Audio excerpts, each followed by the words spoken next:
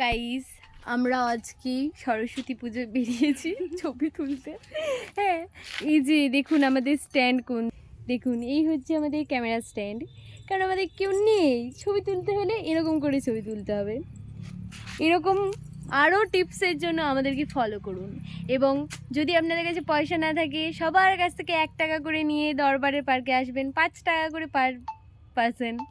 ওমা, আমার নিজেই ক্যামেরা ছবি তুলছে, মানে কোনো মানে সবই অটোমেটিক হয়ে যায়, আমাদের কোনো কিছু লাগে না আর কি।